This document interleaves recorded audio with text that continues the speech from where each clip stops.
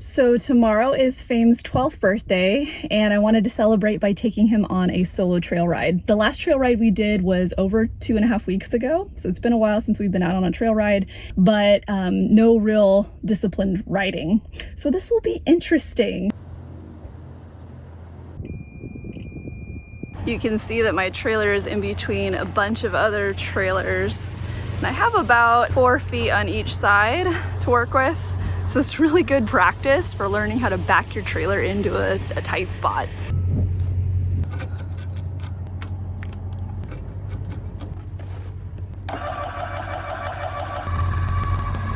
A little bit off, I need to kind of line myself up a little bit.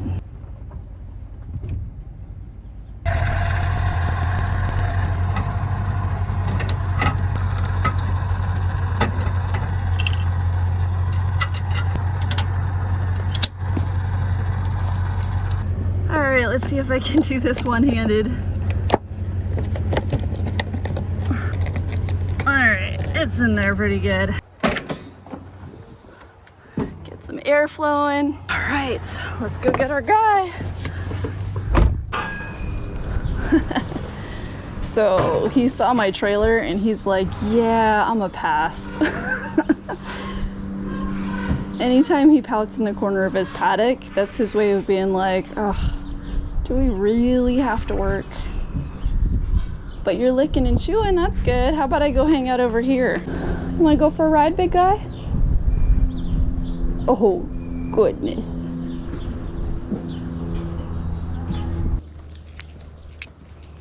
Hi. Hello. I don't have cookies, but I have them in the truck. Yeah. Let's go have some fun, shall we?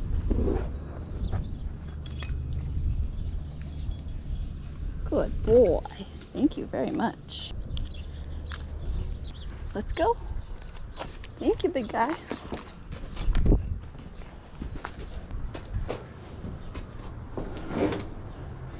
All right, in we go. Come on. Good boy. All right, in please.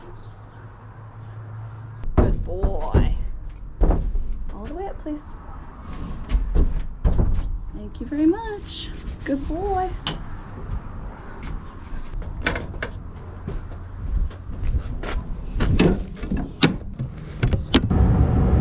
Bay Area traffic, folks.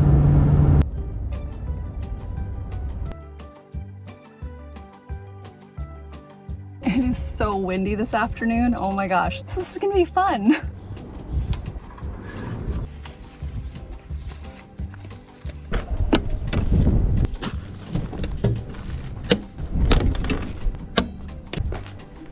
Hey, big guy. Hi.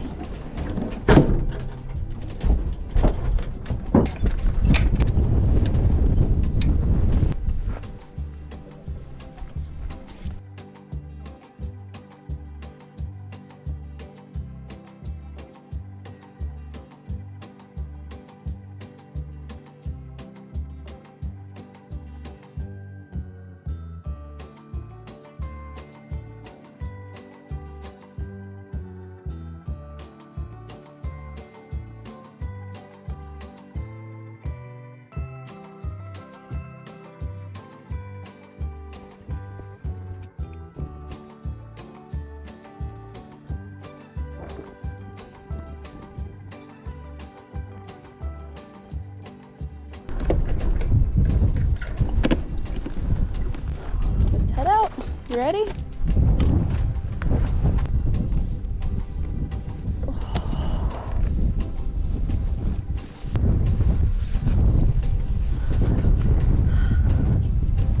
I am in a longer cinch today too, so that doesn't help. Hi.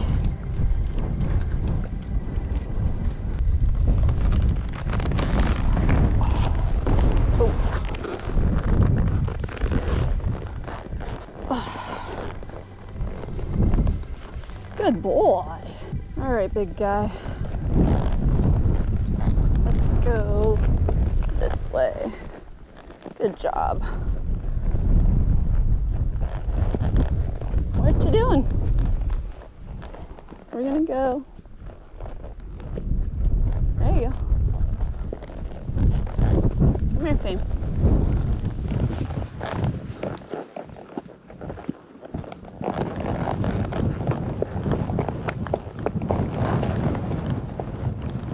Doing good, big guy. Yeah. There you go. There you go. Good job. But as soon as I used my hands to get him where I wanted him, I went back down to one rein right here to let him know to relax and that he did a good job. So let's go. Let's try to go over this bridge. What do you think? Yeah, good job. I know. Good boy. Good boy. Easy. Good boy. Good job, Fame. I'm so proud of you. Yeah, that was impressive. You're very brave. Yeah, you're very brave. Oh, good boy. Oh, yes, that's a good boy.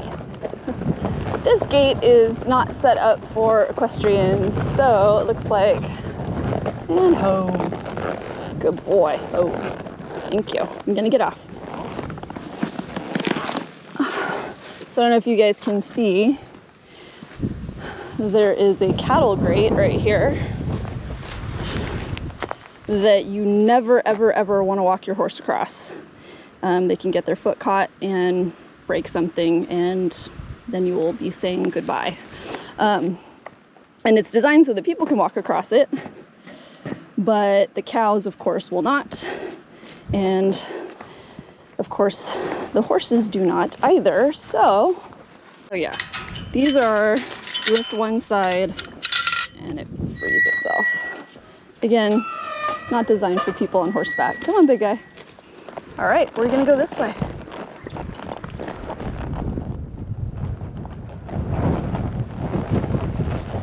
Look at these cows, you guys. Doing good, big guy. Doing really good.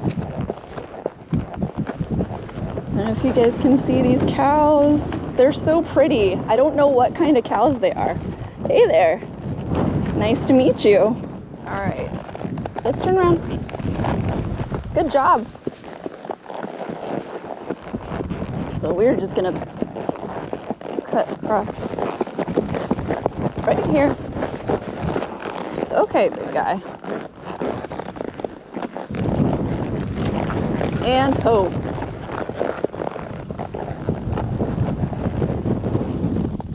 And ho. We don't want to go that way, do we? There you go. Good job. Good boy. So I can tell he's jumpy, he's nervous. As you guys saw, I asked him to go to the right, and he started kind of side passing and avoiding it. And I think when that happens for me, it's really important to make sure that my seat is still in a confident, controlled place. Like, don't come forward, don't clench my butt cheeks because I'm, you know, frustrated or nervous. Just kind of go, okay, that's fine, ride it out, and then make sure that my rein cues are clear. And I think in that instance I was being pretty clear, I think, with the wind and the sign and the fact that he just kind of wants to go back to the trailer. He was much more interested in going, no, I'll offer you a side pass. How about that? And I just followed through and said, no, we're going this way. I didn't go to kicking him. I didn't go to yanking on his mouth.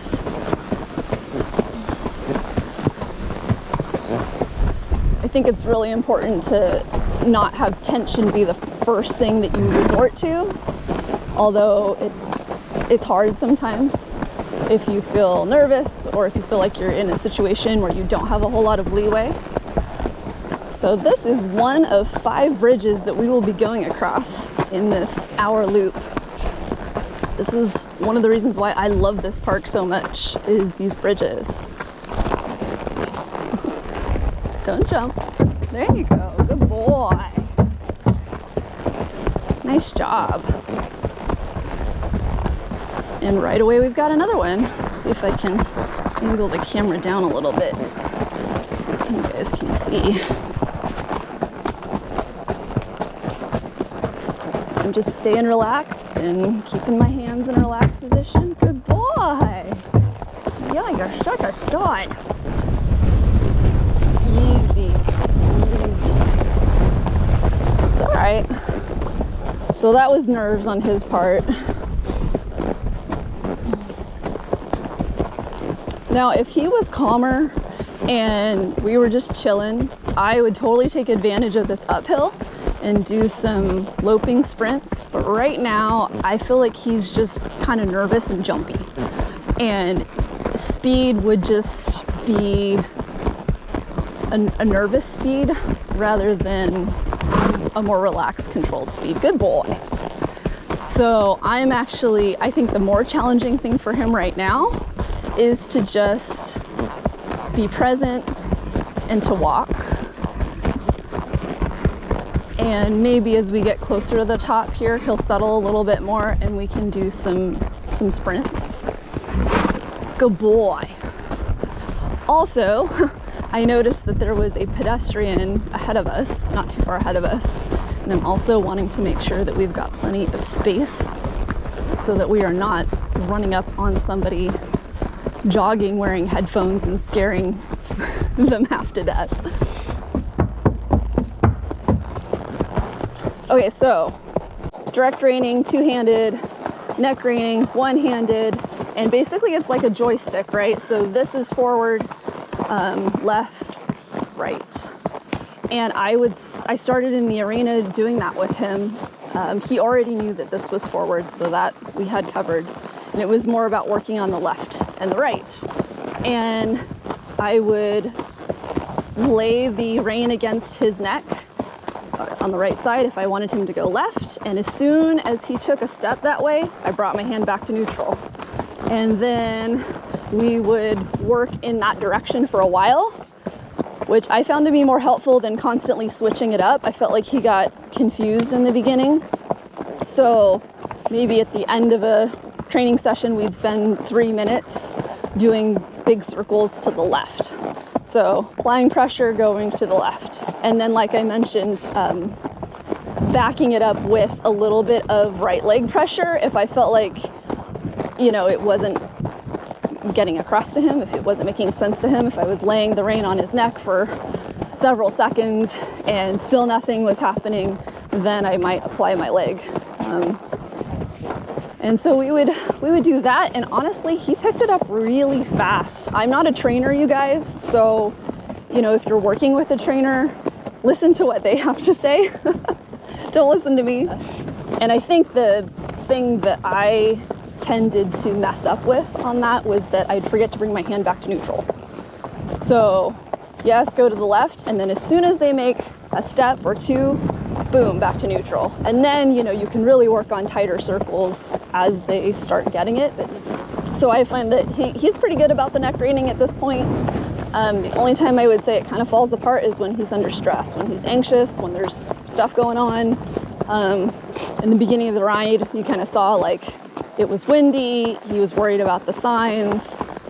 So you're gonna be 12 tomorrow, sir. Yes, everyone would say that is a lovely age.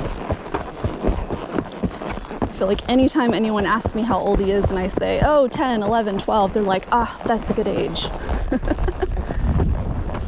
When I was shopping for him, I talked to a lot of different people. I talked to a few different trainers, breeders, sellers that were just owners.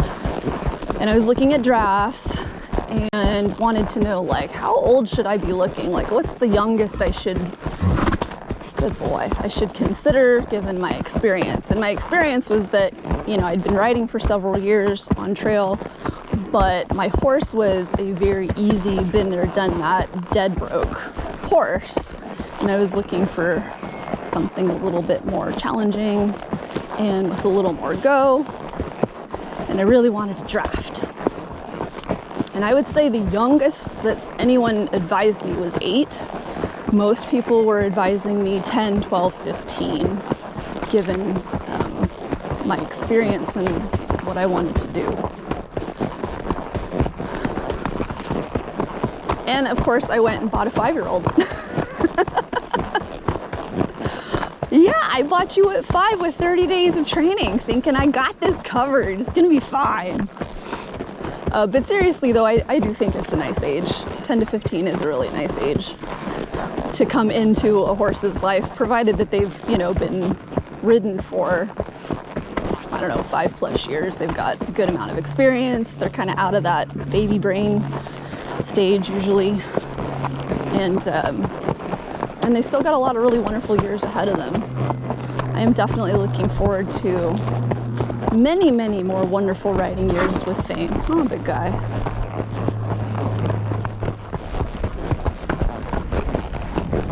Good job. Yeah, you're doing good. Good boy.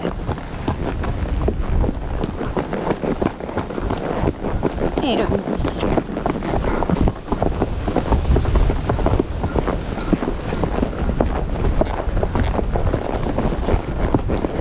he was worried about that tree. Good boy. Good job.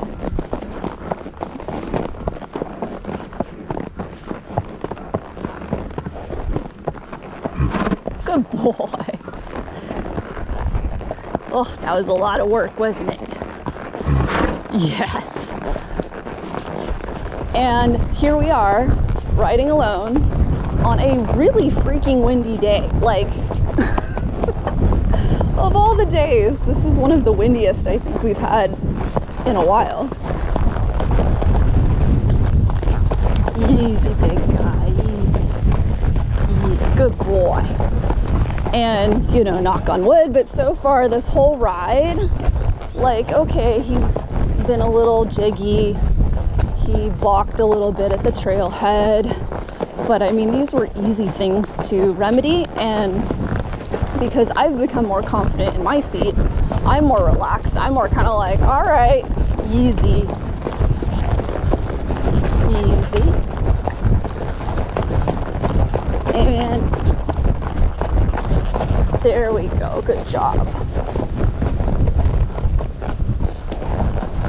Trotting downhill is like less fun than trotting uphill. Good boy. So like that, what just happened, you know, he rushed a little bit, but then he came back to me.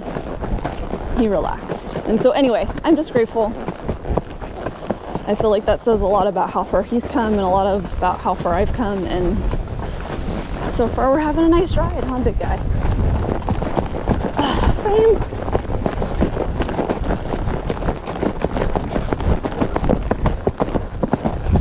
And easy. Thank you. That was getting to be a little out of hand.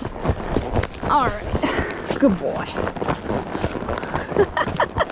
I think he heard me talking to you guys and he's like, well, I'll show her.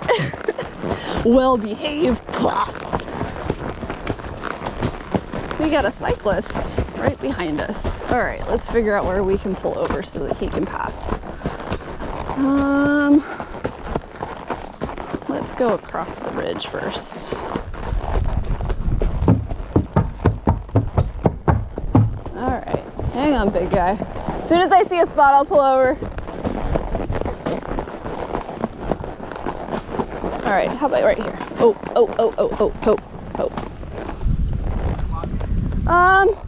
Well, his big old butt's in the way. Sorry, it's so narrow here.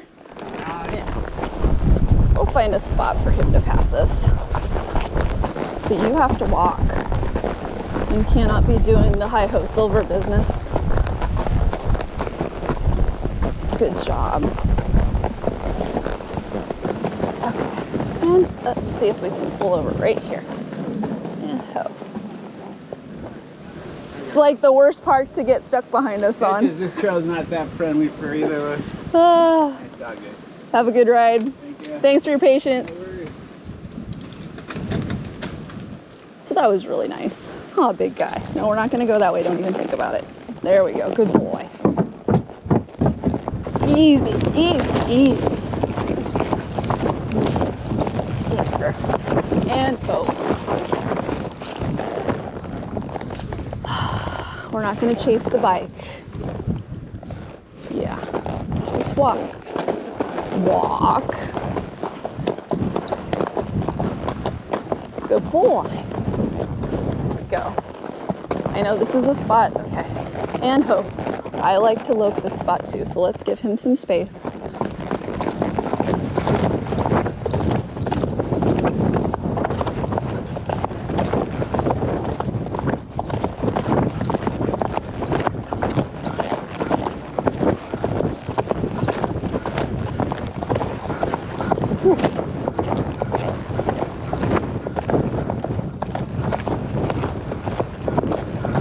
All right, and walk. Walk. Slow it down. We're not going to catch up to him. Good boy. That was fun, right? That was so fun. When I first was exposing him to bikes on the trail, walk, please. Walk. Thank you. I had my husband and my stepdaughters bring their bikes to a flat paved portion of a trail near us that was also equestrian friendly. And every time a bike passed, or well, they passed us, I would let him trot a little bit, because for him, trotting is a reward. He likes to go. And it, I think, also helped his confidence a little bit. Like, the bike wasn't something that was gonna scare him or chase him. It was something he was gonna get to chase. It has backfired just a tad in the sense that now when cyclists pass us, I can feel that he's like, can we chase him? Is this that game? I would honestly rather have him feel that way than to be terrified of them. So, trade off. This trail in particular, like, I don't know how much you guys can tell from the footage, but very uneven, right? It's not a perfectly flat trail etched into the side of the mountain. Well, it is and it isn't. Anyway, the point I was going to make is that there's a lot of variation to the slope of it. And like when we were loping that little stretch up top, it was fun to feel him angle his body differently. And I had to adjust my seat accordingly. And that's one thing you don't get in an arena. Like, you do not get the experience of riding on slanted, sloped terrain. And I feel like it's so good for my seat. It's so good to practice loping when his body's kind of angled this way and then it angles this way. And he was, adjusting to the terrain. Anytime he does something that I'm not thrilled with, I feel like I have two choices. Whoops. You all right? I feel like I have two choices. I can either be pissed off or irritated and like, oh, this is not fun. He's being an idiot, or he's acting up, or whatever. Or I can go, oh, this is really helpful data. This tells me that, which I kind of knew going into it, that when my horse hasn't been out in a while, and in particular, I've noticed on this trail, he is more prone to rushing downhill. This is something for us to work on. I also think about what I could do better to set up a better situation, right? Like, I knew I was taking a chance with him not having as much activity going out today. that I wasn't going to get the best out of him. And I think to an extent, it's been both, right? It's been like, wow, everything considered, you've come a long way, you're being a really good boy. But then there are also some things that I'm like, yeah, this is not cool. You know, when I ask you to slow down, or when I ask you to stop, or when I don't ask for a lope, I expect, you know, you to listen. Huh. And we're going to go back the other way. Oh, but no. Yes. He's all, no, but the trailer's over there. I don't think you understand, Mom. Yes, I do. Oh, yes. We got some trailer sourness. Oh, goodness. Oh, yeah, look at how low his head is now. He's like, I don't really want to. Oh, big guy. Yeah. We got the pouty Eeyore energy going on. Go, yeah, not to the gate, because the gate is not your freedom either.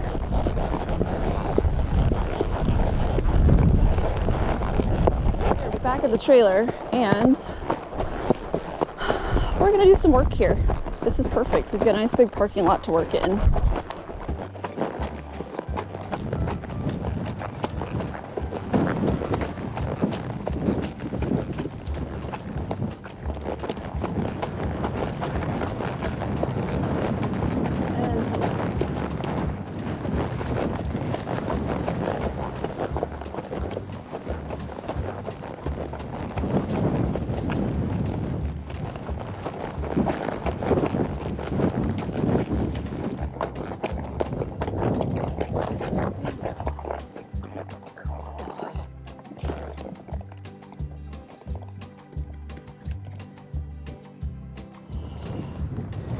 All right, getting off now.